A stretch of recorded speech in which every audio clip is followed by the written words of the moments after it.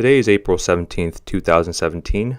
We have a very special guest today, my friend Tom, who's a former Headhaul planner at Transam Trucking. Tom, do you want to go ahead and talk to them a little bit about what you used to do in logistics? All right.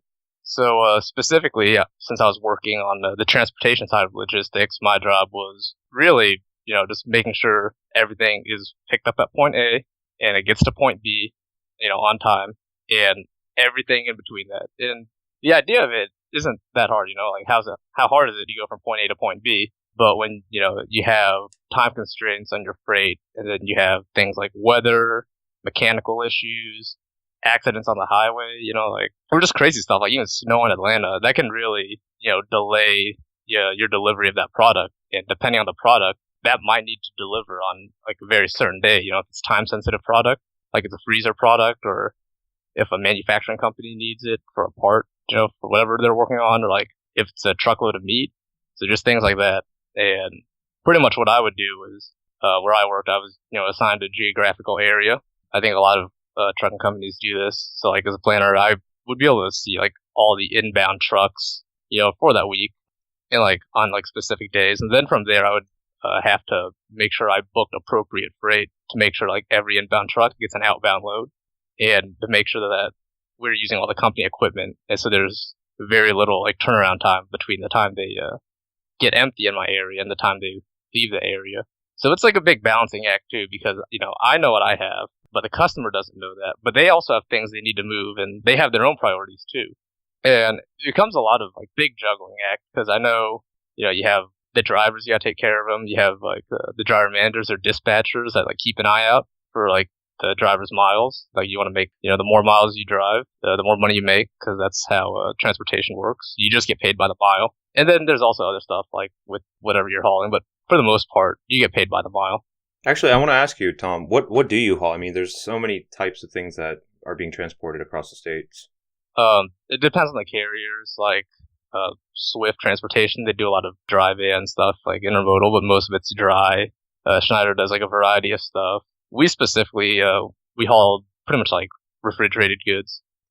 So you're going to expect a lot more volume in the summer when people are like outside grilling, or like during holidays. You're going to see, a spike in demand like around Thanksgiving for like turkey goods, and then around Christmas and Easter, you're going to see a lot of pork, a lot more volume coming out of those markets. So the demand usually depends on like the time of year, but people always eat meat.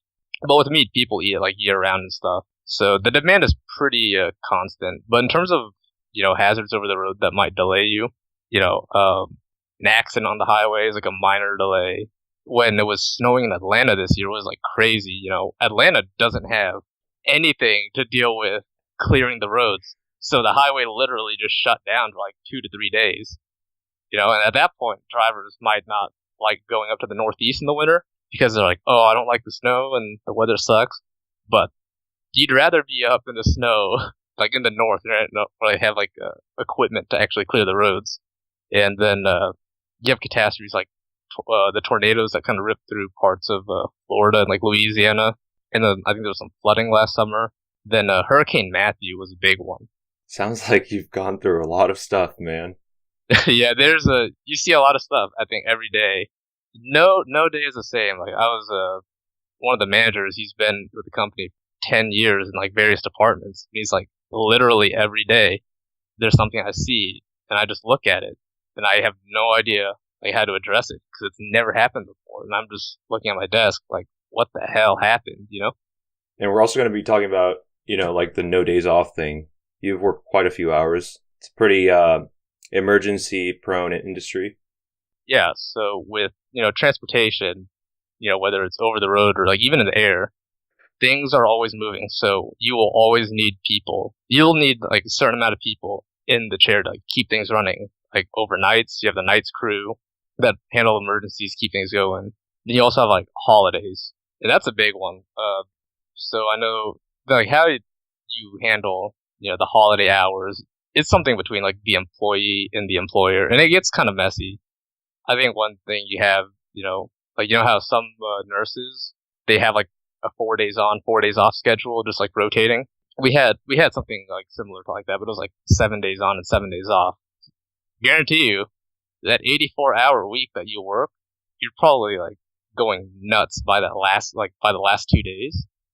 And then like that one week, it's not even like a vacation because you're basically catching up with life, for the things you couldn't do during that week. Because, with salaried positions, I don't think it's no secret, but you're going to be scheduled to work 40 hours, but, you can plan to work anywhere up to like 50 hours depending on the week and, what kind of problems you have and issues that need to be addressed. So it's, extremely variable. If you're a salaried worker, especially in transportation and logistics, with holidays, you still have to meet the contracted commitments you have with your customers. That's part of business. But then you also have to deal with, you have a lot more people that want to go home or just like emergencies that pop up that weren't there. Right. Yeah. And you just and it's a lot harder to juggle when you don't have the same like capacity or as many drivers on the road during the holidays because everyone goes home. So like issues like that can really eat up your time. Like I think, for me personally, in the 3 months from like about 2 weeks before Thanksgiving until like 2 weeks after New Year's ish. I mean, it's 3 months. I think I was averaging at least 60, 65 hours a week in the office just because that's when things started picking up for the holidays. And that's pretty rough, but you work through it. There's actually not that many people that would want to work that many hours, but maybe you pursued that occupation because you found the work engaging. Can you talk about some episodes that made you think you picked a pretty good job? So when I left school, right, I majored in political science and pre-med. And as someone who had no interest in going to medical school or law school, I had no idea what I wanted to do. But I knew that transportation and logistics in general was a very fast-paced, environment, that kind of work. And it was like, a very high-stress environment too. And because of that, like the nature of that work, you're going to have relatively high turnover. It's very stressful. So I applied for a lot of customer service jobs and, I got picked up to do operations management. So that's how I got into it initially. And I think it was a lot of fun for me because, when you're trying to coordinate the movement of everything, like on average, like over the course of a year, after I finished training, I was responsible for about 140, 135 inbound drivers every week. And collectively, they would drive about 250,000 dispatch miles weekly. So that's a lot of distance you have to cover. So I was looking at a lot of numbers, making a lot of predictions based on, past driver performance or like, how good they were, what's available for their hours. Cause I also have very good, working knowledge of the DOT's like regulations for hours of service. Cause everything we do, we want to be as efficiently as possible and you have to be legal. That's the number one thing. You have to be safe and legal and just being able to juggle all these things. You're making a lot of decisions in a very small time frame. So you have to be very analytical and very quick. And on top of that, you do have to be confident in what you're doing. Sometimes you might make the wrong decision in the end, but based on the knowledge you had at the time, it might have been the best decision you could have made. So you just have to roll with that and then, learn from your mistakes. And a lot of it's just making a lot of decisions really quickly. And when you make mistakes, just having the pattern recognition to like identify, oh, I might fall into this mistake or, oh, I've seen this before where a new driver, like mismanaging his clock and it hasn't been addressed yet. And I don't want to end up in a situation where the day before a load's due for delivery, it's not legal for a solo driver to do. Like, like you want to avoid the situation. So a lot of it's learn it. You have a lot of, I guess, instant feedback, very quick turnaround time, when you have a load of freight on the road for like maybe 2 to 4 days, you'll learn really quickly if, you're doing well or you're struggling. So I think that's one aspect of the job that kind of drew me to it, just because of that quick turnaround time. You get a lot of feedback really quickly instead of like, like a 6-month project. It might be a little bit hard to get feedback with that. So why did you study those things if you didn't want to go to medical school or professional school? Well, I don't think anyone starts out going into pre-med thinking that they don't want to do it. But I think by the time by the time I switched out of it, it was at the point where eventually I switched out of it. And then I looked at it, like, going into my senior year and was like, oh my God, to graduate with, the political science, not political science, the pre-med supplementary major, I needed to take an organic 2 lab Physics 2, and 1 science elective. So at that point, I was like, I'm in so deep, might as well finish it. So I did. And then with political science, I was always interested in studying international trade policy and like foreign markets, that type of thing, because I always wanted to travel. And I think a lot of schools, that major is actually going to be, I think a lot of schools do international relations is like its own major. It's like separate from political science, but Notre Dame just so happened to kind of bundle in international relations with political science, so that's why it was my major. I actually I did not enjoy philosophy. So like me doing political theory, so basically like political philosophy and understanding why governments are in place or why we have this system in place, and all that. I did not have a good time with that. It was not good. So I got into political science just because I enjoyed the international trade classes. How do you recommend they go about choosing what field of study to pursue? And also, is it worth it to stick to whatever you decided and graduate with that degree? Or do you think it's worth it to pivot and maybe stay in university or college for a little bit longer? It's a lot easier to figure out what you don't like than trying to find out what you do like. Because you could spend your entire life trying to figure out what you want to do, but it could take you about 15 minutes to figure out what you don't want to do. So I think you can start there. I think if you're struggling with your studies like I did, especially if you're someone who, I guess, in high school, if you had like the golden touch where like you're just good at everything. So you're like, the world is my oyster. I can do whatever and be fine with it. I think you definitely want to be a little bit careful with that, because like when you do hit that first like struggle, you might not deal with it well. And that happened to me twice, and I didn't really know how to address it until that second time. And at that point, I was 5 semesters into college. So a lot of it's, just being realistic with yourself, and also don't be afraid to ask for help. That's something that I actually had trouble with. If I was like, if I wasn't stupid and I was smart enough to like swallow my pride and understand that, there are resources to help, a struggling student, and you need to take advantage of it. I know this might apply specifically just like a small group of people, but like if you're studying something because of immense external pressure and it's not going well, you need to examine that and probably get out. Because if you're studying something that's extremely rigorous academically and you're only in it because of external forces motivating you, it just won't turn out well.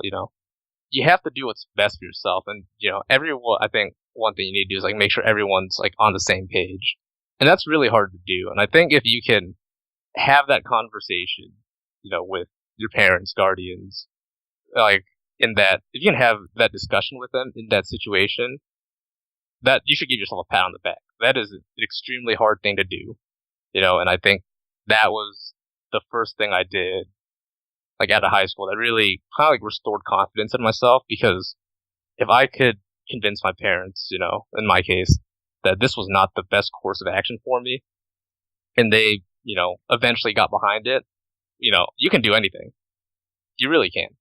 Yeah. It's just a very hard process. And there's a couple people that are really, really curious as to how you actually procure the job. You mentioned you went through an interview process. Can you talk a little bit about the interview process, how that worked out coming out of college?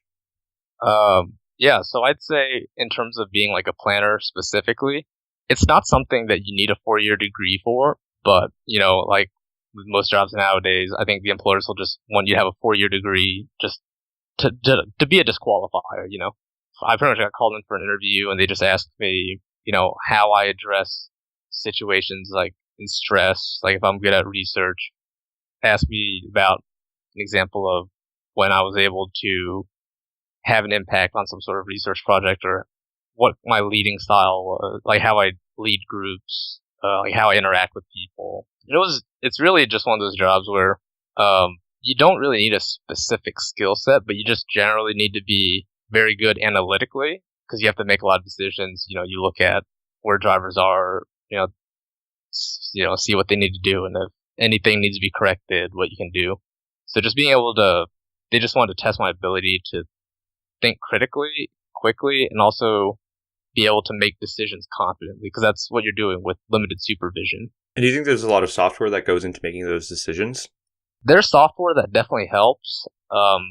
Like when we book a load of freight and we also see like the driver like inbound door area, the software kind of have its suggestions on the best way to plan your area, but a lot of times it doesn't work because you have situations that require human judgment and intuition. Because the machine assumes that the driver is going to stay behind the wheel for X amount of hours, average X amount of speed. But I mean, those are things that the computer makes it because the program was designed based on a set of assumptions and rules. So it goes with that. But with having experience, you know that this driver doesn't drive through the snow at all. Like, instead of slowing down, he just, shuts down. And that's his right. And the computer doesn't take things like that into its decision-making process when it kind of spits out the suggestion for you. So sometimes it does help, and other times it doesn't. But a lot of it, I think with any job, you get better with experience at it, and there's really no substitute for that. So until, I guess, the software is developed well enough for a computer to really predict human behavior on a consistent basis, I think the job as like a logistics planner at trucking companies will always exist. Right. And if people are actually interested in applying for these jobs, would you recommend a sort of formal pipeline for getting that job? Do you recommend reaching out to a campus recruiter? Is that how it typically works in logistics? Do you recommend internships? I think the best thing to do is internships. Like, I got lucky with where I was, and they pretty much just put me in a training position right away.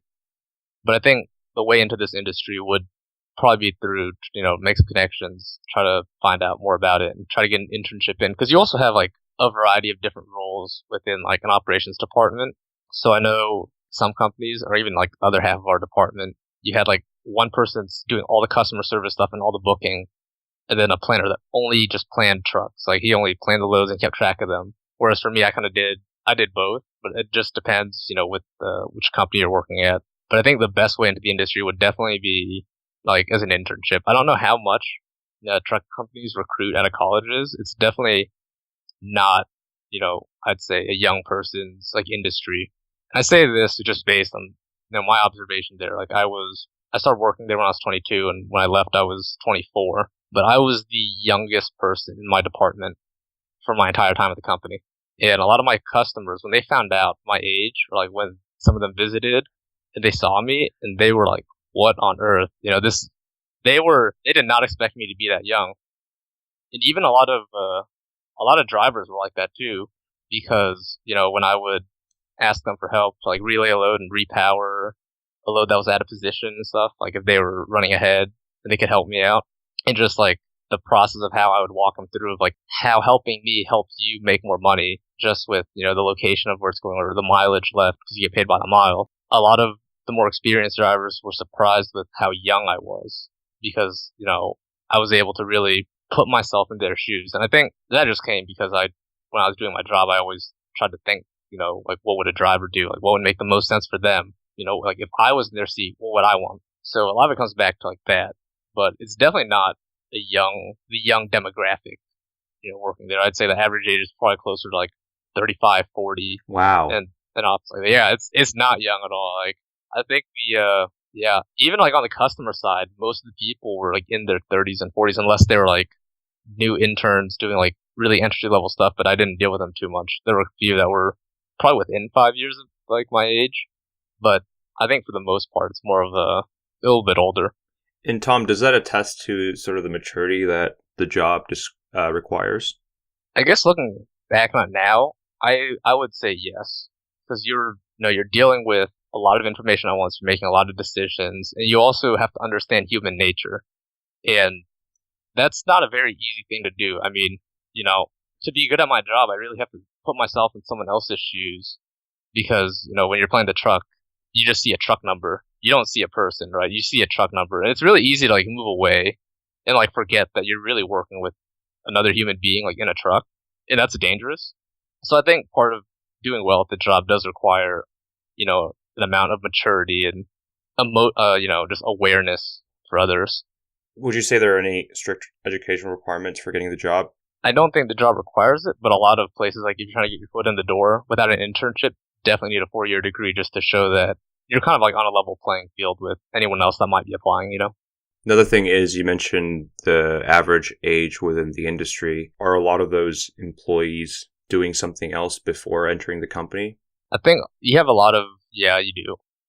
I guess some from like what I heard from some of the other people that work in the company, some of the guys that started training around the same time I did, but they were like 5 years older than me. They told me like they spent a lot of time doing customer service in retail, or like manufacturing, and like kind of like other industries like that before crossing over into transportation and logistics. So for the most part, with how important customer service is, I saw a lot of people coming from very customer service oriented industries, and I think it's definitely an important skill when you're in a very high stress environment like that, to make sure you're providing the best customer service experience you can, not only for your customer but also people within the office and within your organization too. So any really customer facing job that you did in high school or college part-time can probably help and give you some leverage to talking points. Yeah, like just having kind of like somewhat of a track record on being able to work with people is definitely important. Were there any part-time jobs you worked in high school or college that kind of applied to your job functions?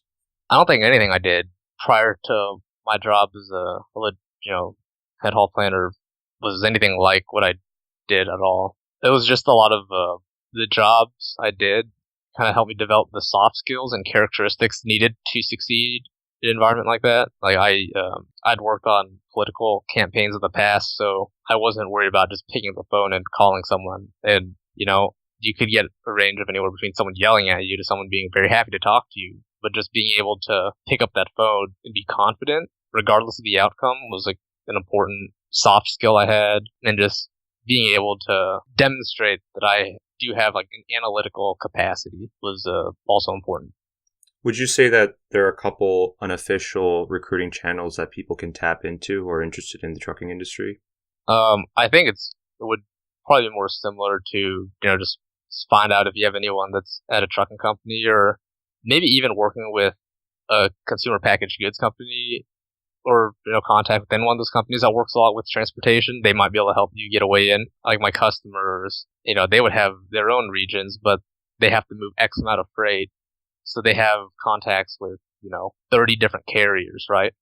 Would you say recruiters are active on LinkedIn, channels like those? They might be on LinkedIn.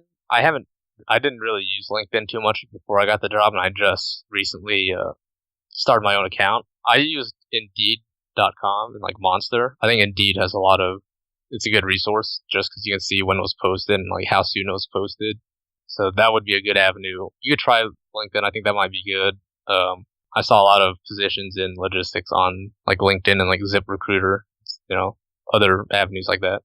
And sometimes the companies themselves go to the campus recruiting events. Oh yeah, if you're interested in getting into the trucking industry or really any industry, and there's a campus recruiter, you definitely want to go in and talk to them, get that FaceTime in, make sure they know who you are, and I think that's where it starts. Just a lot of just general networking. Luckily, I was able to get into the industry without having that kind of pre-employment interaction. But I think with any job, most of the time, you'll want to try to go in like that. It'll help you. You won't end up applying for a bunch of jobs and hoping to hear back. You can really narrow your search down and find out if that company is right for you. So I think that's definitely try to talk, with someone within the company or a recruiter as much as you can if you're interested. Tom, you entered the industry 2 years ago. Now you're ready to leave, or you've already left. What do you have your eyes set on? Right now I'm in a weird position. I'm applying for internships to like really do a career pivot, as well as also just full-time positions. I'm looking to maybe move, instead of on the transportation side of logistics, I'm looking into maybe production and manufacturing. And I'm also still applying and waiting to actually hear back from schools. I applied for some MBA programs, and I think if I get in, that's definitely going to be a big career pivot for me. I could use that, maybe go into logistics consulting, or maybe even back into, a higher position in manufacturing, logistics, transportation. But one thing I was also open to is using the MBA as a career transition, like a lot of people do. So it sounds like it's not like a complete pivot into something completely different. You still want to be in that vertical. I want to say it now. I just had to pause right there and think about it. So I think that says it all. It's something that I thought I could do well in. I could definitely do it for the rest of my life, but I don't think it's something that made me really feel satisfied and fulfilled about what I did. I think everyone just has different priorities on what they want to do and where they want to go with their career. And like for me specifically, wanting to really travel and see the world while I'm still young, as opposed to like saving up all the money and doing it when I retire. I'm really, I think, naturally gravitated more towards potential careers that would let me travel more. So I think that's why I'm most likely not going to stay in transportation. And you would say that these are things that you find out about yourself later as you live life outside of college. Yes, yeah, this is definitely something you find out from working. I know my mom was surprised I took this job. She thought I would. I mean, I turned down an offer to work, at several banks, financial services, and I turned that down in favor of this job in transportation, just because I knew it was so different from anything that I had known about or done, and it's not something that's really like a hot and talked about job. And I really wanted to experience it firsthand, so that's why I took the job. And like I'm just one of those people, and that's really where I learned a lot about myself, not only the kind of work I was able to perform, but also, the how many hours I could work and still produce the same quality of work. And that's something you just learn like outside of school. And you can't plan it. It's really hard. People who are tuning in that are much younger than us, who are in high school, maybe middle school, would you recommend them to select a couple passions that they would pursue and work hard on those? Or would you tell them to sort of freely reign and do a lot of things and then eventually figure out those things out later in life? I think I would say kind of narrow down what you want to do, but then from there, now that you know what you want to do, you want to focus on it when you're young and still have time. The reason I knew I didn't want to be a lawyer wasn't because of college. I knew it from middle school. I took I went on some like summer program for middle schoolers that were interested in, going to law, like a mock trial stuff and like studied the Constitution and like some basic laws and stuff like that. And after taking that, I think it was a course of like a month. That's when I really discerned like, oh my God, the laws, the Constitution. I think it's great to know, but like I cannot do this for the rest of my life. This is boring, And that's something I wouldn't have done if I, wasn't seriously pursuing potentially being a lawyer when I was like 12. So I think if you're young, like in middle school, high school, really just find out what you want to do and see how much exposure you can get into that field, while you still can. Because you'll find out if you love it, you run with it. And now you've already had some experience well before a lot of other people have. So you're in a good spot. And if you don't like it, you're still in a good spot because you're still young enough to find something else out, and try it out and learn more about it too. So I think it's a really good thing to kind of get started early. It just really kind of, might not even need to like intern in high school, but just shadowing and just being able to ask all those questions and being able to see what a day-to-day police officer or like judge or lawyer, does. What I'm afraid is that people focus on very specific things when they're young and they're not able to see the full perspective on types of options they can pursue. And sometimes they're afraid that the opportunity costs, the time they invested into select fields might be wasteful if they eventually decide to pivot much later in life. Yeah, I think like with something very specific like that, it really does come down to the individual. And I think how risk averse you are. Like I'm not saying, I'm not equating being risky to reckless, but if it's calculated risk, is it really risk, And for someone like me, where I kind of wanted to try out very specific things or even, leave my job before I have something lined up, I think a lot of it's, I weigh like the personal, like risk versus reward ratio for what I'm going to do, and just like where I go from there and just having the confidence in yourself to follow through with that. I think that's probably the biggest one, just being confident in whatever you do. Like you can plan for so much and, things will just turn out. They can just blow up in your face. Like I had to deal with this every day when I was working in transportation logistics. Like this driver said he would do X, he did Z, and now here we are in a very unpleasant situation for everyone involved in it, and we're trying to fix it and still get the job done of like delivering right on time. So I think you can only plan out so much, but you have to commit and just really do it and experience it. Because I think it's better to find out that you don't like something earlier than it is to kind of like build it up your whole life, and then up until you have to do it, you realize you don't want to do it anymore, and I think that's dangerous. And people are afraid. They're not confident. Any final messages for people who don't have the confidence to pursue something that's completely foreign to them? I think it's a lot of self-reflecting and discerning and really just figuring out what you want to do. Because I think that if you have that emotional investment, like you know this is what you want to do, you're going to do everything you can in your power to make sure that you can do it, or at least get as damn close as you can, you know? So really just some people are really good at just motivating themselves. Other people might put them in a situation where their back's against the wall and they have no other option, which is a bit risky, but you know, everyone handles things differently. So I think it's just being really committed and emotionally invested, because I think the more you care about something, the more seriously you're going to take it. Tom, I want you to be my motivational coach. I'm inspired. Oh man, everyone asks me like how I think I'd, deal with working with other people, and I think I'm actually a very bad people person. What are you talking about? Yeah, I'd much rather just like go sit at a desk and do business things, make a couple phone calls. Don't even make that many phone calls, then go home, you know? I think you'd be great at a client-facing role. You're very jocular. You're very handsome. It's probably like all that beauty sleep, I tried to accumulate in college. You can see the direct consequences of that on my transcript. That's another conversation. That's another conversation. Part 2 coming up. Part 2. Thank you, Tom. Talk to you soon.